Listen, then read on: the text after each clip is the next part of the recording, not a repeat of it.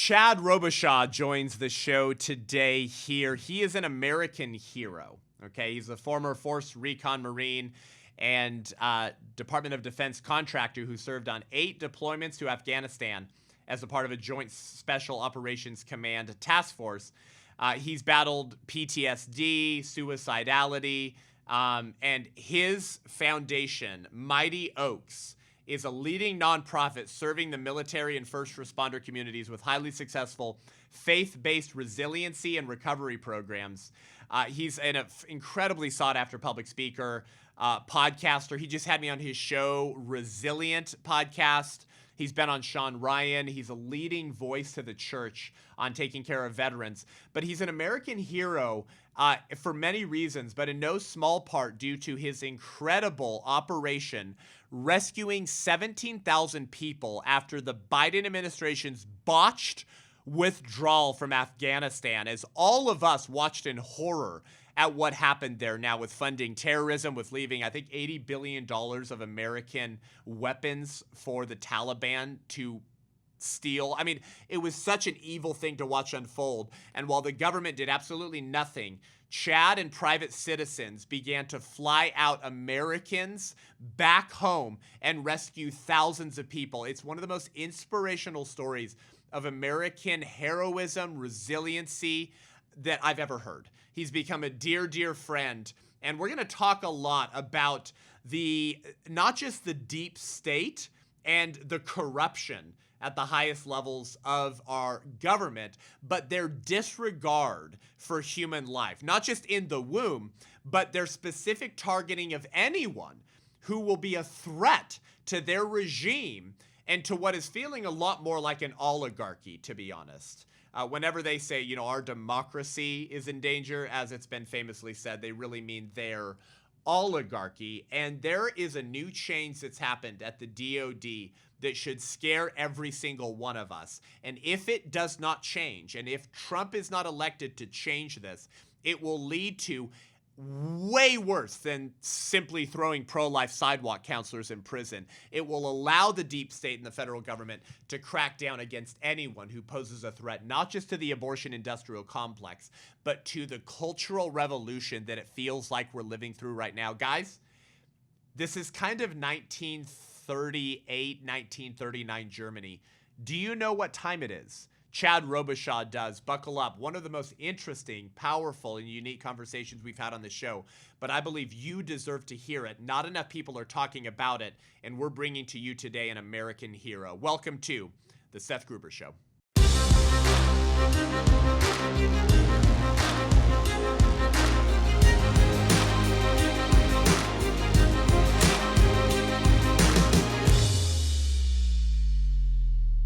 Chad Robichaux, brother, welcome to the Seth Gruber Show, man. It's overdue. Thanks for joining us. No, thanks for having me on. I've been looking forward to it for a while. Well, we had a blast together, man, in Houston the other day. It was so fun to be on your show and to hear more about just your testimony and how the Lord's used you. I've told you before, brother, that, it's a pro-life ministry. And for a while it was a pro-life podcast, but we've been kind of just diving into more things, and here's why it made sense to have you on, is you see a lot of what's happening at the national and international level that's very concerning, and it's often coming from all of the same people. And I think one of the things people appreciate about my show, the White Rose Resistance, my speaking, is that we say, you got to stop killing the babies. We got to abolish abortion. That has to be the number one priority. But if you want to understand all the other cultural insanity and all the shenanigans happening in the deep state, you actually have to understand the agenda that many of these sicko weirdos have. That they hate the unborn for the same reason they hate you, and that they hate Christians. That you stand in the way. You're a problem to sort of the global secular moral revolution that has to silence the voice of Christians and the church if they're going to be effective in their agenda. And so, like, some of the things that you've been sharing with me, I was just like, what the heck? Like, no, like, the church isn't talking about these things. Pastors aren't talking about these things.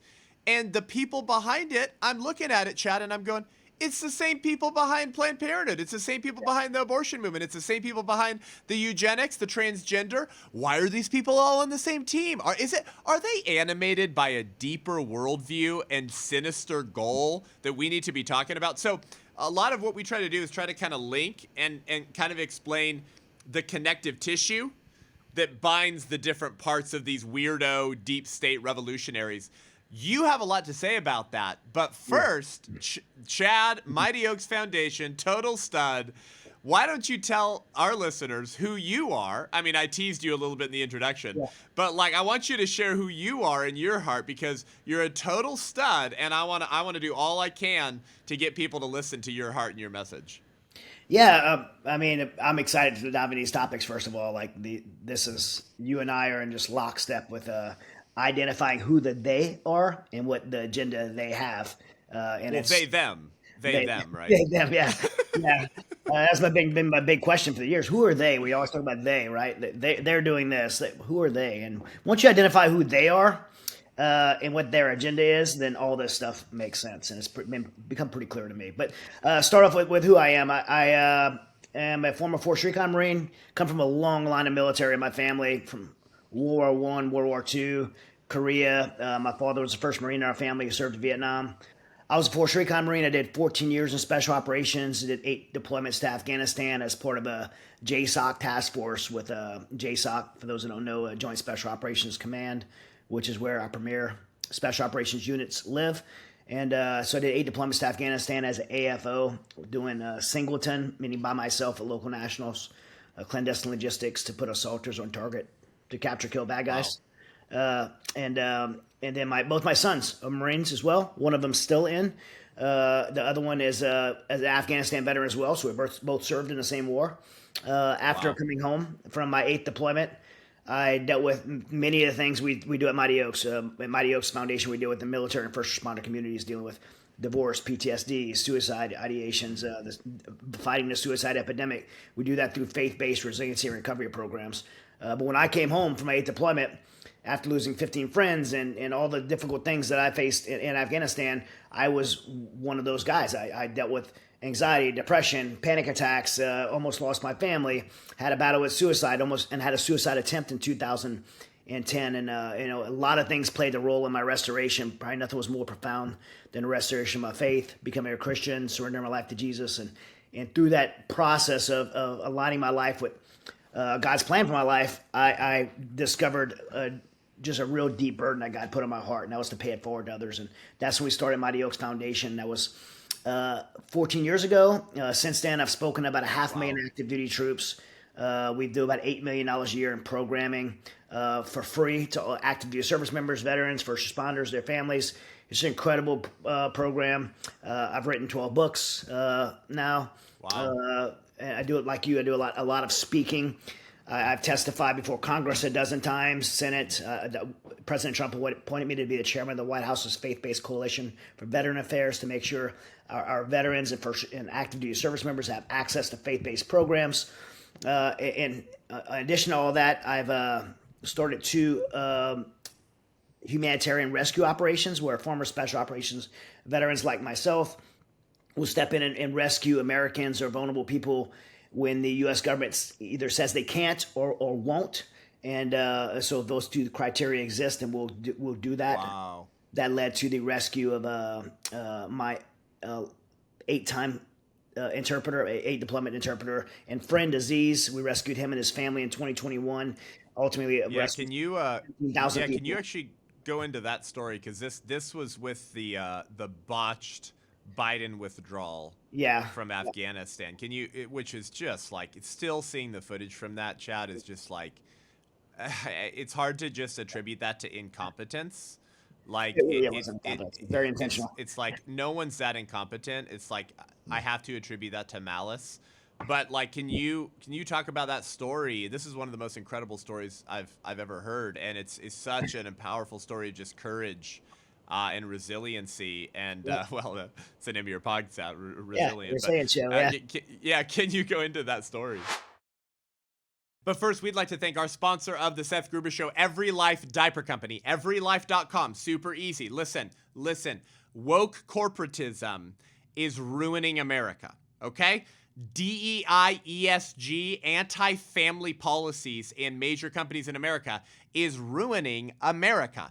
If you don't like what you see happening in America, then don't spend your money with companies who hate you and your values. You're empowering them, and it makes mom and pop values aligned companies, it makes it nearly impossible for them to flourish. Okay, listen, one of the ways that you fight against this culture of death is with your wallet. Every major diaper company in America supports the abortion industry. It makes no sense. They're helping literally fund the killing of their future clientele base.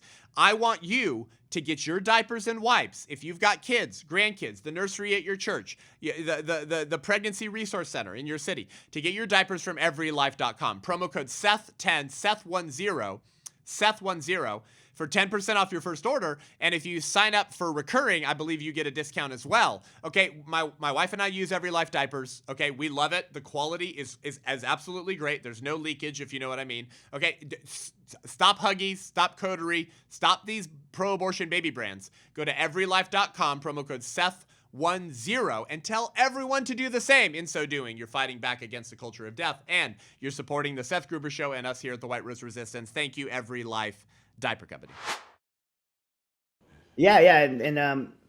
So Aziz is how this all started, and I've written a book, Saving Aziz, being made in a motion picture film as well. But Aziz was a very unique situation with Aziz and I, because a lot of people will hear Aziz is my interpreter for 8 deployments, but might not make sense because most people would have an interpreter, a different interpreter with a whole unit. But because of my job as AFO, I was assigned a single person to work as a teammate.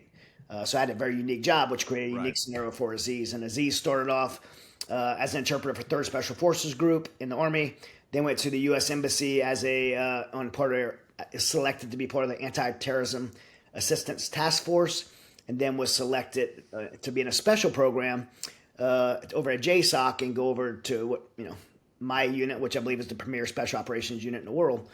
At JSOC to serve as an interpreter and ultimately become my teammate and my singleton partner. So I worked by myself. I probably spent in 8 deployments, I probably spent 2 weeks on a base.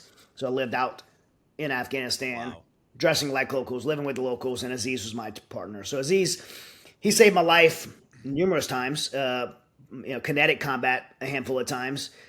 He was the only one Afghan ever seen recognized by U.S. Congress for the rescue operation he and I did of 4 U.S. Navy SEALs, and then not only rescued those 4 SEALs of a Taliban village, but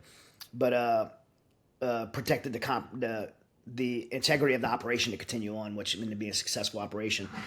So he's just an incredible human being. When I say he's saved my life like 3 times or 4 times, he saved my life every day. Like, don't walk there, don't eat that, don't talk to that person. If we talk right now, they're going to kill us. And we did probably over 100 missions out in Eastern Afghanistan, across the border in Pakistan, the federal administered tribal areas, and our job was essentially go ahead of our assault task force and build all the clandestine infrastructure so we get those assaulters on target to capture or kill bad guys. That's what our job was. And we went out operating. I didn't go back to base and he went home. I went to his home. His wife Hatra made my first warm meal after coming out of those 40 below mountains, and I held his babies, Mashoud and Mashuda, his babies. I held them, and so he family to me. So when the 2021 withdrawal was announced by President Biden, I have a lot of problems with it. And I can tell you, if you, depending on how far you want me to go into it, why that was a bad idea. First, I'll give some wave tops on it, and you can tell me if you want me to go further. But the wave tops are the American people was lied to, like many other things. The mainstream media and the White House lied to the American people to say that we were in a 20-year war, an endless war. We had to leave, and it was the best interest of America for us to leave Afghanistan. That's a total lie. The truth is, and by the way, President Trump should have declared a victory in the war on terror during his first term. He didn't. I think it was bad advice that he didn't. But he could have, and he could have kept a support and advisory role in Afghanistan, because that's what we were doing. From 2018, when President Trump dropped that MOB, the mother of all bombs on the Taliban stronghold, from then on, we had shifted from a kinetic war with the Taliban, to a support and advisory role to the Afghan National Army and Afghan National Police. In fact, we only had 2,500 troops at one time, about 4,000 at the time of the withdrawal there. I can name about 12 countries in the world right now that we have 2,500 troops in. So to say that we need to exit Afghanistan because of this endless war is a complete lie and misleading the American people. In fact, we have 80,000 troops still in Japan since World War II. We have 40,000 troops in Germany since World War II. We have 35,000 troops in South Korea since the Korean War, protecting the 30th parallel, keeping the North Koreans from coming across South Korea and creating a lot bigger war, right? Putting U.S. military troops in place around the world to support and advisory roles don't create wars. It prevents wars. That's what America's strength is globally. And so the American people bought it, right, and thought we had to exit and supported the withdrawal. You hear people say, like, yeah, that was a botched withdrawal. We should have left, but we should have left differently. No, we should have never left. Bagram Air Force Base is the most strategic place on the globe between Iraq, Iran, Russia, and China. The entire international community was participating, and it was working. We were keeping the Taliban in the mountains of Afghanistan. There were only 4 Al-Qaeda training camps in Afghanistan when we left. There's 52 today. And at some point, we're going to have to deal with that. So that was a lie. And then the way they did it to remove our base, leave behind $80 billion in equipment, to let out 60,000 Taliban prisoners, and hand over the country behind the backs of the Afghan government that we built for 20 years, behind the backs of the international community, to hand that over through the Doha Agreement to a terrorist group, our enemy of 20 years, was a betrayal to the world, not to the Afghan people, not to America, to the world. It was a betrayal to the world, and we did it behind closed doors. And we did it before we evacuated our Americans, our allies, or vulnerable people. It was a catastrophe.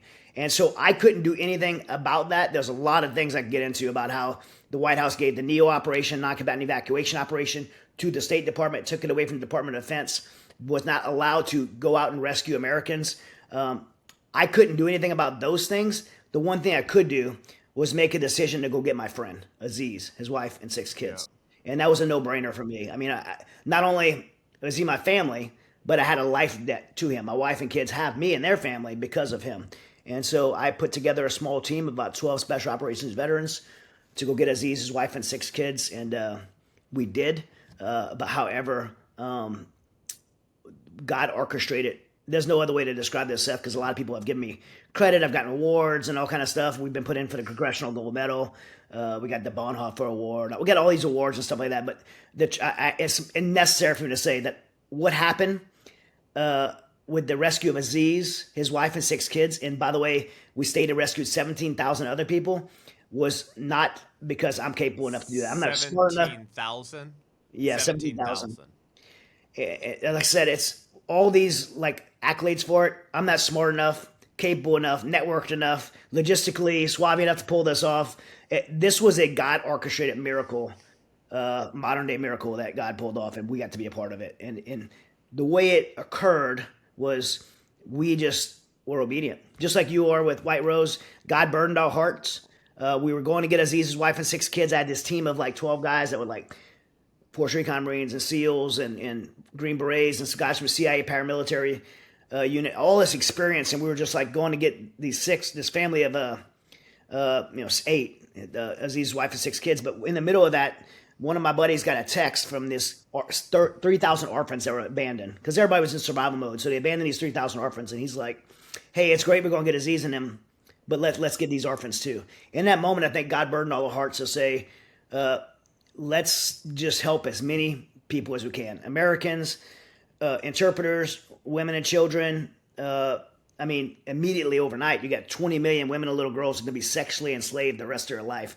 Like, who's going to help them? No one's speaking up for them. Little girls young as 9 years old are going to be raped 30 times a day until they die, either mentally, spiritually, or physically. This is just horrific. Like, we have to do something. And so we felt burdened to stay.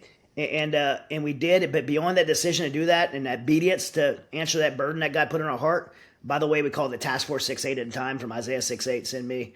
Beyond that decision, God orchestrated this miracle, and that miracle manifested in us having access, the only civilians that have access to go in HKIA, Hamid Karzai International Airport, to do rescues as civilians. If you'd imagine the DOD, the Joint Chiefs in the State Department, Secretary Blinken, were not allowing the military to do rescues of Americans. Why would they let civilians do that? But we got permission. Not only that, but when you rescue people, how are you going to bring them to another country, right? How are you going to bring them from Afghanistan without visas across the border? That's human trafficking. The only place you could do that is in Laredo, Texas. But outside the rest of the world, right, you have to have visas and permission. So another miracle. We got permission. We had a phone call. I talked to the royal family of the United Arab Emirates, and they gave us permission to use their humanitarian center and gave us a C-17 giant military plane to be able to do a flight. Yeah, I was gonna ask you that. How did you get that many people out? Well, then we realized, wow, we have access. We have the ability to take people to humanitarian centers. Legally, we can do it. International laws, we can do it. And we have a plane, but now we have the opportunity to really help. Like, God just opened these doors, but this is going to cost out. This could cost millions of dollars. Like, how do I raise this money? This all happened in 3 days, by the way, Seth. And so not the whole rescue, but the orchestration of the logistics to pull this off. And I got a random call from Glenn Beck. Glenn Beck is his radio show reached a lot of people, and he just called me and said, "Hey, I have a problem. I went on the radio to raise money but I didn't. I thought I'd raise a few $1,000s. He's like 26 million's already came in. Ultimately, I think 46 million or so came in. He's like, I don't know what to do with it, and I'm like, I know exactly what to do. We start chartering planes, and that's what we did. And we did 10 days in HKaya. Every minute, if you stopped to sleep for 5 minutes, you were trading for someone's life. That's literally how paced it was. Yikes. My buddy Seaspray lost 37 pounds in that 10 days, and we ended up getting 12,000. Yeah, he just would not stop. We got 12,500 people out from there until Abbey Gate was blown up and by a suicide bomber, which, by the way, came from a prisoner that we let out, the White House let out. That's not talked about much at all. And then the gates were all shut, and the U.S. military had to leave. And I remember I was on Fox News, like tired, mad, and the White House and the news is saying there's only 100 Americans left, and I'm like, there's thousands of Americans still outside the wire. Like, why are we leaving? Wow. And they said we had 16,000 and we got 6,000 out, so we only have 100 left. I'm like, I'm not that great at math, but I'm better than that. And the truth is, where I come from, it didn't matter if there was 1,000 or 100. We don't leave one American behind ever, anywhere. And the White House, that's a promise, by the way, to the American people. And I've been on operations where we like go and get some trader like Berdahl or some journalist or something like that, and they're like, hey, we're gonna have guys at Tier 1 Special Operation. We're gonna die. Go and get this person. We'll literally go anyway, a scorched earth, go get an American left behind. And so that the White House is okay saying we're leaving 100 Americans behind, knowing that we all knew, by the way, Senate hearing, they well knew there were thousands of Americans left behind, was an atrocity. But we didn't have to leave, so we stayed. We got another 5,000 people out in a place called Mazar Sharif, and then a guy named Dennis Price and I went into Tajikistan, and we spent 10 days on the Panjshir River swimming in Afghanistan every night, building routes out for all the women and children of the resistance fighters to come out. And my gosh, that's kind of how the thing ended for us. And I say ended for us, we're still very involved in. And I know we talked about going into this, and I don't know when you want to, but I can tell you that if the American people knew, it's gonna sound like conspiracy when I say it. We are giving $87 million a week of U.S. taxpayer money to the Taliban every week. 40 million goes as humanitarian aid, which is a tool that the Taliban's using to control people, because the 40 million in humanitarian aid has to be in Afghanistan, has to be managed by the Taliban. So they use food, clothing, medical as a tool to control the people. And we're funding that. The other 47 million of the 87 million a week goes in cash, and that cash goes to 8 different stops. And that's 8 stops, or the 8 people that it goes to in cash are all sanctioned by the U.S. government for terrorism, which is illegal. It's a violation of the Doha Agreement, first of all, and it's illegal for even the White House to do. There's no exemption, but they give that $47 million in cash. Of those 8 people, 4 of them on the FBI's top 10 most wanted list. One of them is the Bin Laden family that we know is planning an attack right now in the United States. The other is a house that's holding 3 American prisoners. The American people, we are funding terrorism in Afghanistan. We're funding the rape and sexual enslavement of 20 million women and little girls. We're funding 40 million Afghans being enslaved, being starved to death by the Taliban people, and we're funding terrorism through counterterrorism dollars. There was 4 Al Qaeda training camps. Now there was 4 Al Qaeda training camps. Now there's 52, and they're plotting attacks, and this is where the Al Qaeda is building up right now, and the United States taxpayer is funding it. Chad, for people who don't know what the Doha Agreement is, can you unpack that? Yeah, so the Doha Agreement was an agreement that was basically Doha was the kind of safe place for the Taliban to meet with the Trump administration, and it was basically the Trump administration started it. President Trump's got a lot of slack from this when people talk about well, Biden left Afghanistan, but Trump started it. When they say Trump started the withdrawal, it was through the Doha Agreement. And what Trump's Doha Agreement was, and the Doha Agreement that the Biden administration signed, was very different. President Trump's Doha Agreement was, we're going to let you, we're gonna basically orchestrate you being part of the Afghan government, have a seat at the table, because they're tribal. You have to understand they're tribal. So you'll get a seat at the table, and you will not support or participate in terrorism. But through that, you're going to get a seat at the table. And at any point that you support or participate in terrorism, you're out. But right. As a peace deal, because Trump's all about peace, you're going to get a seat at the table, and we're going to orchestrate it. And President Trump, and this is according to me speaking to Secretary Pompeo and other people who were in the administration, Bagram Air Force Base would have stayed, and we would have gave Bagram Air Force Base to the international community to participate in a support and advisory role in the Afghan National Army and Afghan National Police. Biden's version of the Doha Agreement was a complete handover of the country of Afghanistan to the Taliban and excluded the Afghan government that we spent 20 years putting in place. Complete exclusion of the Afghan government, complete exclusion of the international community, and a complete shutdown of the international community's base that we held the keys to, which is Bagram Air Force Base. So a very different agreement. Now, what the Doha Agreement says that they can't participate in or support terrorism, it to me is null and void out the gate, because the Taliban is a terrorist organization. I mean, in fact, I can tell you this: like, they could give $87 million a week to the Taliban, but if I was doing a rescue operation and I had to pay, let's say I was in Afghanistan moving a truckload of little kids across the border, and there was a Taliban checkpoint. If I would give the Taliban $500 in cash to cross that checkpoint, the DOJ would prosecute me and put me in jail for the rest of my life for giving that cash to the Taliban, because they're a terrorist organization. But they could sign the Doha Agreement with them, and they could give them $87 million a week. So that's happening now, pick, right? You have to. That's happening now. That's happening now. So well, so this Doha Agreement should be. You understand this so much deeper than most people, but you know what the normal, like, common sense realist American is going to ask after everything you just said. Why? Yes, it's a very good question, and that question's actually never been asked by any of our world-renowned journalists and Pulitzer Prize winners. You think in 3 years of this happening, someone would have asked the question, why? What's the motivation behind this? Money. Money is the reason why. Money and power is always the reason why, Seth. You know that. So yeah, you can look at conspiracies, right? But you got to look at who has the most to gain than the United States being out of Afghanistan. Who has the most to gain? Well, it just happens to be our enemies: China, Iran, Russia, Pakistan, ISI. By the way, Pakistan is not our ally, even though it is on paper. Pakistan ISI, which is their intelligence agency equivalent to the CIA, controls Afghanistan. They always have. The Taliban is their proxy military arm that has conducted terrorism all around that region. And so those are the people that have to gain. I said this prior to the withdrawal, when the withdrawal was first being talked about, that when President Biden comes in office, we will have a withdrawal of Afghanistan for this reason and this reason alone. China wants the mineral rights to lithium in the Hindu Kush Mountains. It says it's worth trillions of dollars, but it's actually worth an infinite amount of dollars.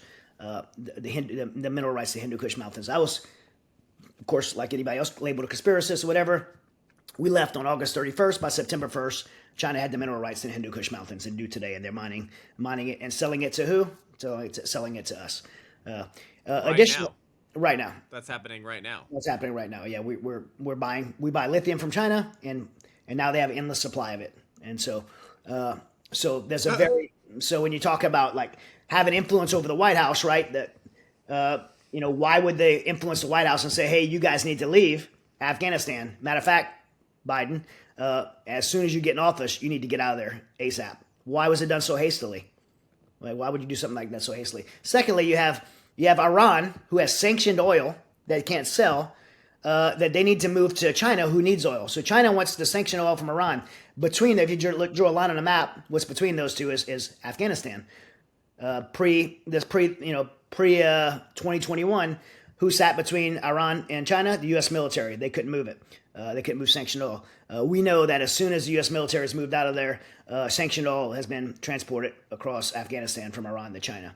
And then also you have there's some very complex Russia benefits to that. But you also have Pakistan ISI, who always has wanted to control Bagram Air Force Base. So Bagram Air Force Base now, with our $80 billion in equipment, with our base, which is the most strategic place in the globe, it's pretty much occupied now by China and Pakistan ISI. Taliban is a fixture. I mean, they're a tribal fixture. But the Chinese military and Pakistan ISI run Bagram Air Base. And again, we're still sending $87 million a week to this place. Insane. So, Chad, I'm starting to see a common theme here, which is that private citizens tend to care a lot more about their neighbors than our political betters who are allegedly elected to represent us. You look at the disaster in North Carolina recently, right? And parts of Florida. The government was literally preventing care and hamstringing the efforts of local private citizens to rescue people devastated by the storm. You and your friends, through Glenn Beck fundraising and private rich people funding your mission, get 17,000 people out while the government does nothing after their botched withdrawal from Afghanistan. Children can be sexually mutilated in America and now removed from their home if the government decides that you are a bad parent by not being gender affirming. Oh, and then also, that's right, by the way, they murder babies in the womb. They seem to not care. I know this is so shocking. It's such a deep, deep thought, but they seem to never care for the Americans that they claim to represent. No, and so do we just attribute this to a lack of knowledge? Are they just ignorant, right? Should we just give them grace because they're just not as talented as Chad Robichaux? No, they're very smart. They're smart. They're smarter than they look. They're smarter than they sound. I wish they were not, but they are. They're very smart. None of this is accident or incompetence or just it's very strategic. Look, I'll answer because you kind of asked two things. One is the NGO community, non-government organizations, which are 501c3s, just like White Rose Resistance, Mighty Oaks Foundation. We always do a better job than the government. I mean, yep. Mighty Oaks runs on $8 million a year. That's what we're running on, and the VA runs on $400 billion a year. We have an approval rating of 98% based on our alumni. Their approval rating is 40%. In fact, the budget for the VA went from $170 billion 3 years ago, more than doubled to $400 billion, and they went down 30% since the last administration. Any works, if my donors see my numbers like that, no one would give money to me, right? There's no accountability, right? No one would give money to your organization if you had that kind of, step back in your quality. If you were in a corporate world in the business, like your shareholders would shut you down. But the government gives more money, and their productivity goes down. Afghanistan, right? We did more in 3 months on a bootstrap budget, which $50 million is about what we spent. But to rescue 17,000, that was the largest. I'm not saying this to boast. I'm just giving credit. One, giving glory to God, and two, giving the credit to the American people when they come together, do the right thing when the government won't. We rescued. That was the largest civilian evacuation in American history. You know what the government? Well, first of all, the government could not do that. That's huge. That's huge. That. But it would have been billions of dollars to do something like that. In Ukraine, when I've been to Ukraine 10 times, and we did rescue operations in Ukraine. When we rescued the Fox News reporter Benjamin Hall, we got a call from the Pentagon to ask us to do it, and we had in our operations center the special operations liaison officer for the CIA sat in our operations center, and the 82nd Airborne of the U.S. Army sat on the other side of the Polish border waiting for us to bring Benjamin Hall back.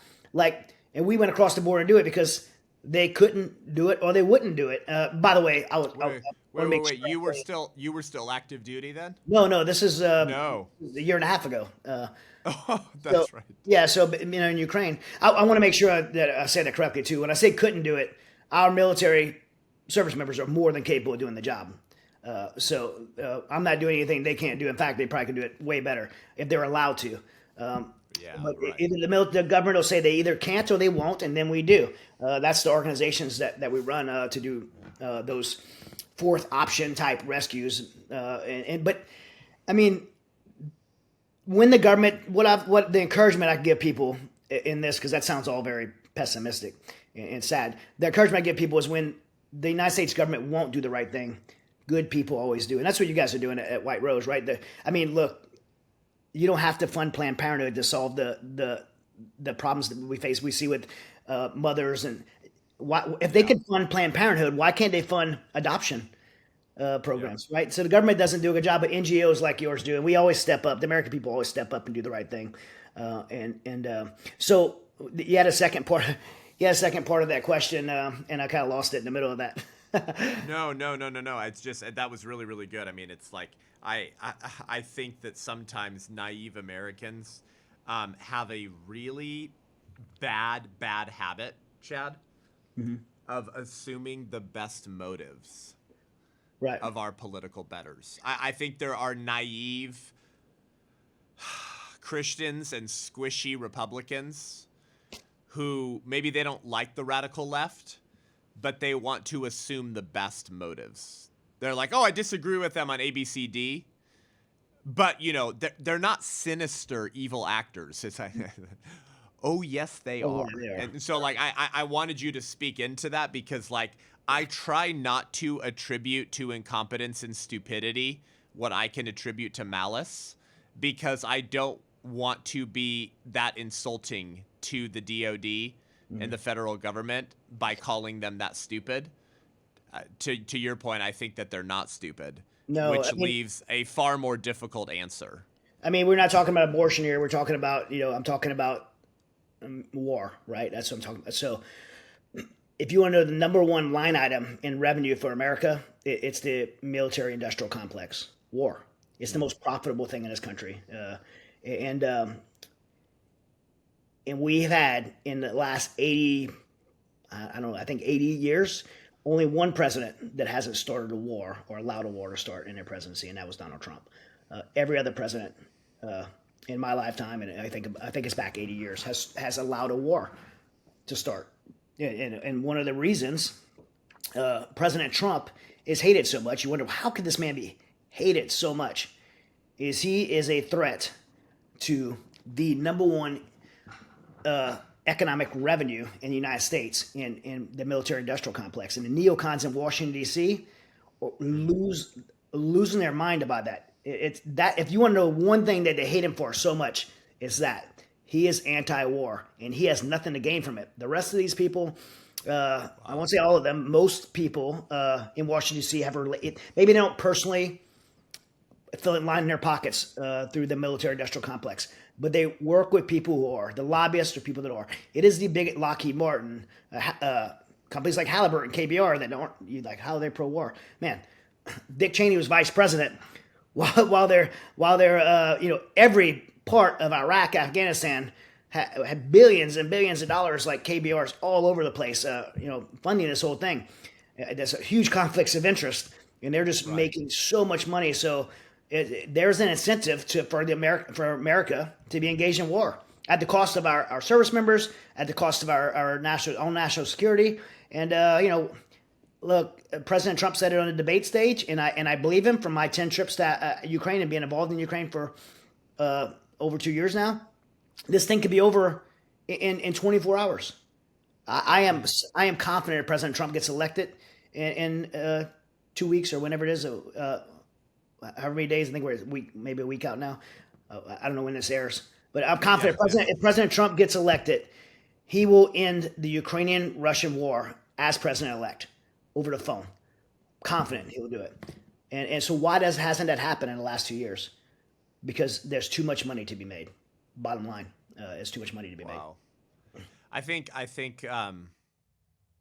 that's a difficult answer for a lot of Americans to accept, because it requires changing your worldview, your entire worldview, and how you view your government. that these are by and large not people who are for you. I want to pivot, Chad. Can I say one more thing in that, and then Yeah. and end it there? Because I think it's important to simplify it for the American people. Our Constitution and our founders never intended for career politicians. The way it was intended was for people like you and I to come out of the workforce and go and sacrifice and serve, and then come back into the workplace. The Trump administration, maybe not the first time, but right now, is presenting that people from industry to go into Washington D.C. and sacrifice. You shouldn't go into Washington D.C. and serve and come out richer. You should come out poorer. Well, by the way, President Trump came out $1 billion poorer. I sound like I'm campaigning for President Trump right now, and I promise I'm not, especially in this show, because he's not a pro-life candidate. We don't have a pro-life candidate, unfortunately. But he's the best on pro-life. He's the better choice. But nonetheless, this is like the fundamental problem people need to understand is we cannot be for career politicians. As much as you like them, as much as you like that guy so charismatic, career politicians are the problem in this country. We need term limits on congressmen, and just like we have on the president. And we need people to come out of industry, and that's who we should be pushing and promoting forward. And that is the solution to bringing America back to the way it was intended. Yeah, that's well said, Chad. So I want to set you up on this last question because it has a lot to do with the larger culture war right now, brother, and the targeting of political and ideological opponents that are, I think, deemed a threat to the liberal establishment, to the deep state, and to the cultural revolutionaries. Before I set you up, and I this is really important for people to understand what's going on at a larger level right now in our country. There are pro-life sidewalk counselors, Chad, being thrown into federal prison right now as we're speaking. Some of our brothers and sisters are in jailed by our own politicians because they wanted to not kill a baby. They wanted to stop someone from killing a baby.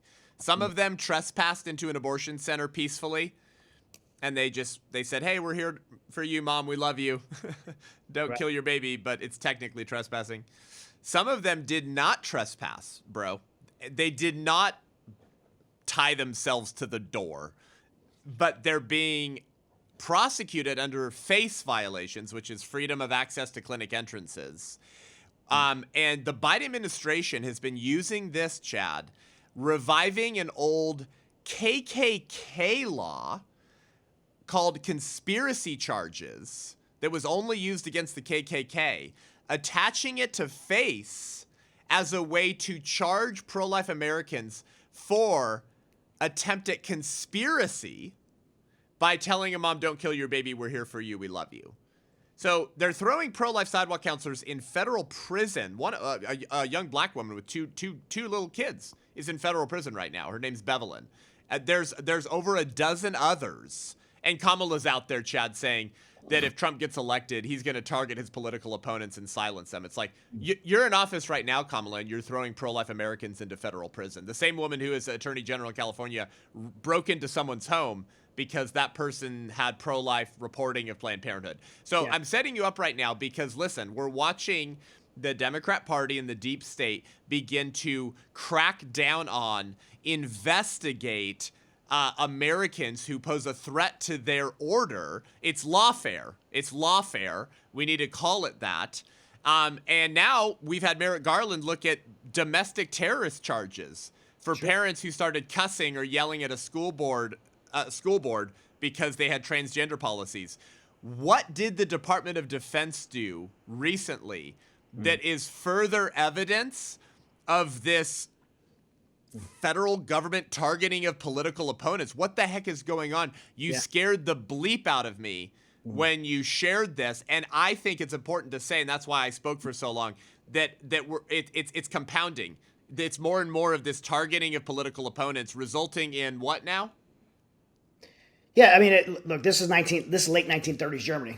That's what this is. This is the Gestapo. I mean, look, and no one wants to say. Everybody's scared to say it, but January 6th is probably the greatest example. I mean, You talk about jailing your political. The thing is, like, you could have repercussions for these things, right? Should somebody in America have the right to break into a abortion clinic and lock themselves to the door? No, they should. There should probably be repercussions for that. Like, as much as I want to do it myself, but there has to be consistency. Like, but you can't do that. But you could go.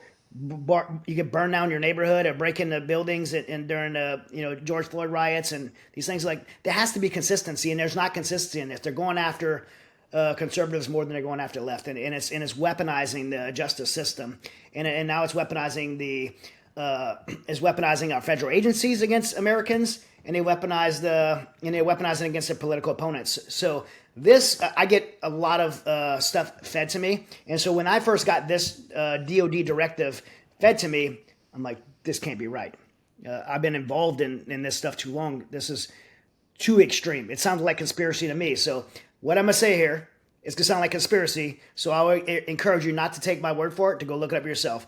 Is a DOD directive 5240.01. What 5240 was, this is 0.01 now, 5240 was a DOD directive that came out in 1982 that forbid the Department of Defense from using its intelligence gathering capabilities to gather or collect information on U.S. citizens, to hold information on U.S. citizens, and to share information on U.S. citizens. It also forbid, in conjunction with what's called the Posse Comitatus laws, the U.S. military from taking action against civilians, any kind of police type action or anything like that. I was very familiar with this because when I was in special operations, we did worked a lot with the FBI and DEA and Central Intelligence Agencies. I did a lot of counter narcotics operations, and I remember being on the southern border and getting briefed by lawyers like, "Hey, okay, you guys are out here doing this, but if there's a U.S. citizen, if there's a vehicle, I can't even take a picture as a military service member. I can't take a picture of a license plate. That's how strict this stuff is." And so this 5240 has not been touched for 42 years, outside of like little technology updates and stuff like that would be coming with the times, to stay up with the times. Policy-wise, it hadn't been touched for 42 years. But on September 27th, approximately 1 month before this election, there was an executive order put out by Kathleen Hicks, who's the Assistant Deputy Secretary of Defense. Kathleen Hicks is to change and amend 4240 to 4240.01, and that gave it a complete 180, saying it just completely reversed it. Now the military, currently, right now, as we talk here, the military can collect and gather intelligence on U.S. citizens. It can store and hold information on U.S. citizens. It can share across federal agencies and even with whoever wants, even a neighboring country if it wanted to. So in addition, they can use lethal force. And I've been fact-checked on this. So, they flagged my post saying that you can't use lethal force. But from my interpretation of it, the U.S. military can be used to assist law enforcement in pretty much any circumstances they feel threatened by a rising up of the people. And it could even use lethal force. So the military can use lethal force, according to this. In my interpretation of it, and a lot of other people too. Again, I've been fact-checked by independent fact-checkers saying that part specifically is not true. Don't take my word for it. DOD Directive 5240.01 is a directive. But if all that, right, why, after 42 years, would they use executive authority to give this a 180-degree reversal 1 month before the presidential election? At a time, by the way, when the president can't even say a complete sentence, right? Like, why would they do that a month before the election? It doesn't make sense. There has to be something else there. You said that this was executive authority? It was done with executive authority. So that means it came from Biden. It would have came from Biden. It wasn't, from what I understand, because this stuff's very difficult to look up because they don't even want anybody to know about it. It's kind of backdoor stuff. I don't know. I can't tell you that President Biden signed anything. But it is. I don't know if he can sign anything anymore. Yeah, but, exactly. But the person who authorized it and instituted it is the Deputy Secretary of Defense, Kathleen Hicks, and so that's who. I just Googled her, and she looks like a lot of. What you expect her to look like? Right now. Yeah. Well, just thank you, Chad. She looks like what I would expect her to look like. It should look a little more qualified than our Secretary of Health. I mean, that's right. Yeah, I mean, she looks like a professor at UC Berkeley or something like that. But okay. So This is scary, man. This is so scary because after 42 years, out of the blue, while Biden is calling all Trump voters garbage, and while they're comparing Trump's rally at Madison Square Gardens to the Nazis and to Hitler, they at the same time rescind a DoD directive that prohibited the federal government and state agencies from attacking Americans and collecting information on Americans. What a coinkydink, huh? I'm sure that's just a total coincidence. I mean, look, to me, left, right, liberal, conservative, Democrat, Republican, if any American's okay with this, then we're just not the same. You know, and this is not okay. Yeah, well, that's why I set up the question the way I did, is this stuff seems to have been brewing for some time, brother. Back to 2021, when parents speaking at school board meetings were labeled a domestic terrorist threat.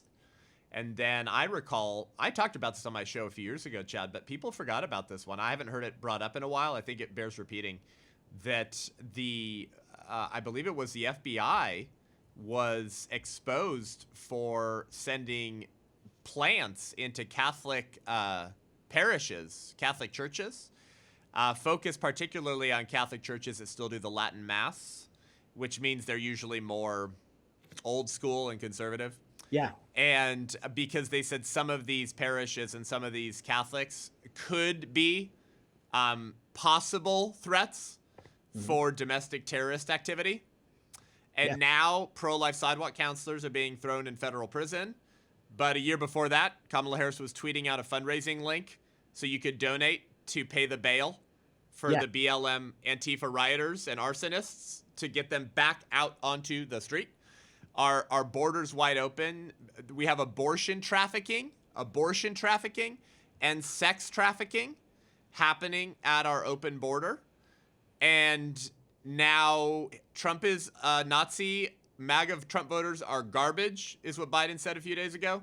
So now it's time to open up the power of the federal government to use force against Americans. Seems like I see a pattern here, which confirms something I've been saying for a long time, that those who murder the unborn cannot be trusted to govern the born. And people who murder babies are violent human beings. And you should expect that violence to one day come home to roost on your front doorstep, as long as you tolerate these people, this agenda, and this evil. And I think you've exposed a lot of that, Chad. Yeah, I mean, look, you're pumping $87 million of U.S. taxpayer dollars a week into Taliban, watching them build Al-Qaeda training camps, and now you open the southern border, and we know that a minimum of 500 fighting age males come across the border. I mean, we got like 10,000 coming across the border every day, but we know that they're catching at least 500 fighting age males with no women, no children, come from countries that hate us, Syria, Pakistan, Afghanistan. They're coming across the border, and then they're taking them and moving them around the country. Like, we're funding our own demise, and American people to vote that forward is insanity to me. Like, I couldn't even get. I mean, and then you just have to look at things like, I mean, Israel and Iran. I mean, we're funding this. We're releasing their funds. They couldn't. I mean, in 2020, they couldn't fund Hezbollah. We had economically shut them down, being able to fund at least any substantial funding to Hamas and Hezbollah. I mean, but now they have all the money they want, and we're giving it to them, and we're funding it. This is policy. Look, I mean, when we talk about people voting for policy, this is what we're talking about. Like, you're not voting for Donald Trump. You're voting for the 5,000 people he's going to put in place. You're voting for the 5,000 people Kamala's going to put in place, and you're voting for policies they're going to bring. And these policies affect our everyday life. They affect our national security, and they affect things like the right for life and our most vulnerable. So with the things you care about most, the things that are most important to you, whether you agree with Seth and I or not, the things that matter to you most, look at the policies that align with that and vote that way. For me, there's some things that are very important. By the way, all the stuff I talked about, the most important thing for me on the ballot is the sanctity of life. It's the most important thing for me because not only do I feel a duty and obligation to vote that way and protect the unborn, and I'm an abolitionist like you, Seth, but I think that speaks to the character of the administration I'm going to trust to govern, and it speaks to the character of our nation, and that's at the top of the ticket for me.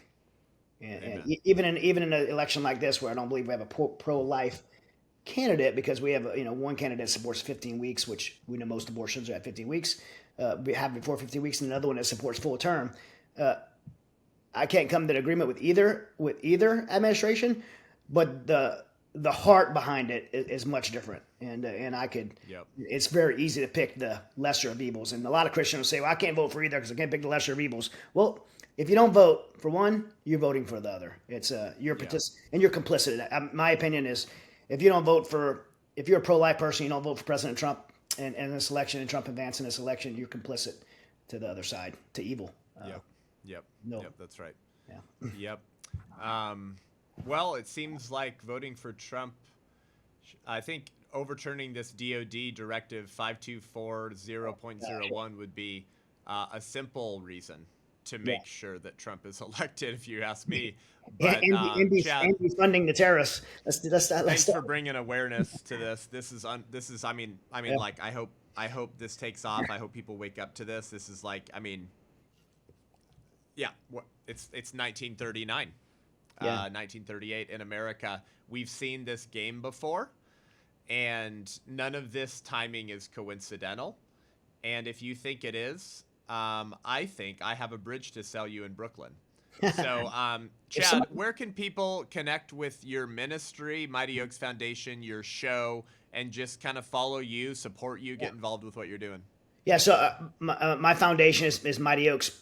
You go to mightyoaksprograms.org. Any veterans, first responders, active duty service members listening, that's where you go get the help you need, and if there's any help you do need, look at what we do. And anybody wants to support anything like that, it's a great place to support.